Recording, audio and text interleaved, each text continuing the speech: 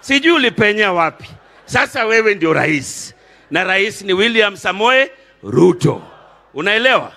Na next week mimi naenda kusimama mbele ya chama yangu ODM kwa sababu nimeitwa kwa disciplinary committee. Na nimeangalia mashtaka yote, ile kubwa zaidi ni kuwa mimi ni rafiki yako.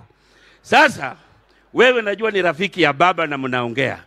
Muongeleshe kwa sababu nikiona watu tumeshtakiwa naye, Ojienda wakili, Karoli wakili, Jalasi limesimama hapa. Sasa jamani jamani wasilimalize kama huko. Bwana sifiwe watu wa Mabea, asanteni sana. Jalas in the house.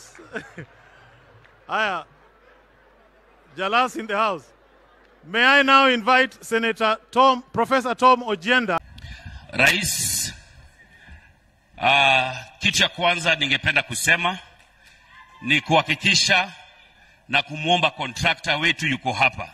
Bwana contractor, please, this is the man who will make sure that more than 5,000 young men of South Sea, young men and women of South Sea are working on this site. Na tutahakikisha kuwa tumesimama hapo na timu yetu na kuhakikisha kuwa vijana wanapata kazi yao. Kitu ya pili, kuna vijana hapa simu zao zinalia na Hustler Fund. Wametafuta sana wapeleke hiyo pesa wapi. Sasa kuna kazi ya mchanga hapa. Pia watakuwa wanafanya hiyo kazi hapa, contractor konayo. Yaani hii kazi yenye itakuwa hapa, kuna kazi zaidi ya 5,000. Vijana wetu, wa mama wangu, ndugu zangu, hakikisheni kuwa mumeingia hapa na tumefanya kazi. Kwa sababu Lang'ata sisi tumesema ni maendeleo peke yake. Si ndio? Watu wangapi wanasema ni maendeleo tu hapa ndani ya Lang'ata? Asante sana. Karibu sana Bwana Rais.